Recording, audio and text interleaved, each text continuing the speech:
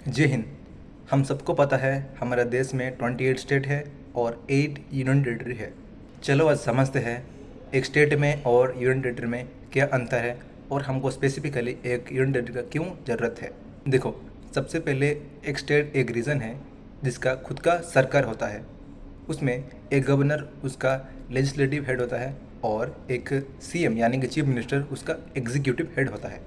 देखो, एडमिनिस्ट्रेशन को आसान बनाने के लिए एक स्टेट्स कुछ डिस्ट्रिक्ट्स में बांटा गया है, जबकि एक यूनियन टेरिटरीज के पास उसका खुद का सरकार नहीं आता है और वो केंद्रीय सरकार के अंतर्गत में आता है। यानी कि एक यूनियन टेरिटरी को पूरा पूरी एक सेंट्रल गवर्नमेंट कंट्रोल करता है। अब आप सोच रहे होंगे कि एक यूनियन टेरिटरी में उसका खुद का सरकार नहीं है तो फिर पड़ोस का स्टेट में क्यों नहीं जुड़ जाता है।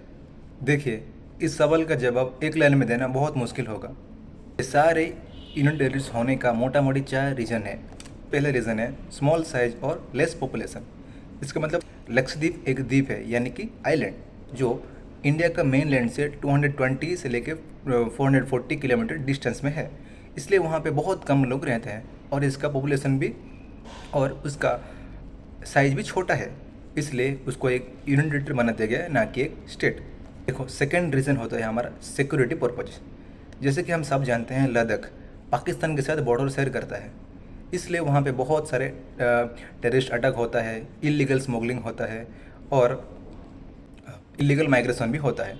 इसलिए सेंट्रल गवर्नमेंट उसको ना हिमाचल प्रदेश से जुड़ा, जो कि उसका सबसे करीब स्टेट है, ना या फिर उसको ना एक खुद का सेपरेट स्टेट बना दिया गया, ताकि सेंट्रल गवर्नमेंट उसको स्ट्रेटेजिकली एक मिलिट्री बेस की तरह इस्तेमाल कर सकता है।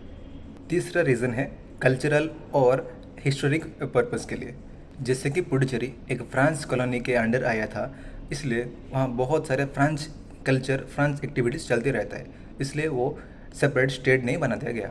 और हमारा दादरा एंड नगर हवेली वो भी एक पोर्टुगीज स्टेट से आया था, यानी कि पोर्टुगीज़ का बहुत सारा इन्फ्लुएंस था, इसलिए वो एक पर्टिकुलर सेपरेट स्टेट नहीं बना दिया गया, वो एक यूनियन टेरिटरी बना दिया गया। लास्ट रीज़न है एडमिनिस्ट्रेटिव कन्वीनियंस, यानी कि जब तक सरकार को नहीं लगता ये पर्टिकुलर जगह एक स्टेट बनने के काबिल भी है, तब तक वो क्या करेगा ना, टेम्पररी के लिए उसको एक यूनियन टेरिटरी के लिए होल्ड कर रख देगा। जैसे कि गोवा गोवा अभी तो इंडिया का स्टेट है, लेकिन पहले वो एक यूनियन टेरिटरी था। 1987 में वो एक परमानेंट स्टेट बन गया।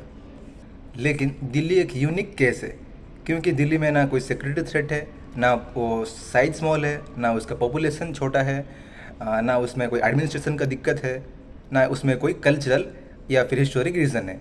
फिर भी दिल्ली एक यूनियन टेरिटरी बना दिया गया। इसका सबसे बड़ा रीज़न है ये देश का राजधानी है। मान लो अगर हम दिल्ली को यूनियन टेरिटरी नहीं बनाते तो क्या होता।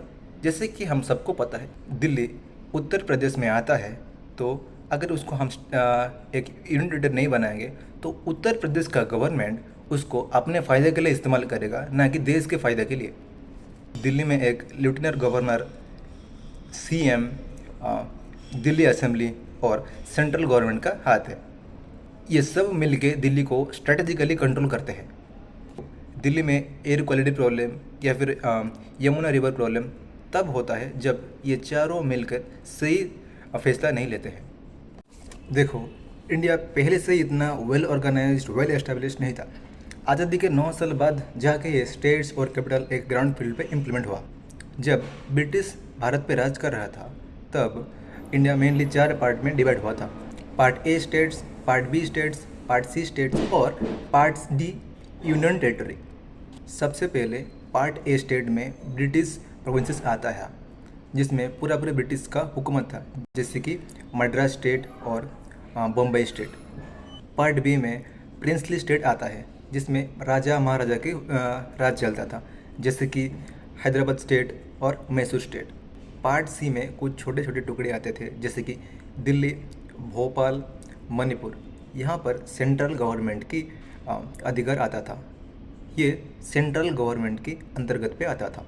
और आखिरी पार्ट डी टेरिटरी, जो कि अंडमान एंड निकोबार आइलैंड था। आज़ादी के 9 साल बाद जब द स्टेट रीऑर्गेनाइजेशन एक्ट 1956 में इंट्रोड्यूस हुआ, तब इंडिया एक well organised and well setup country बन गया।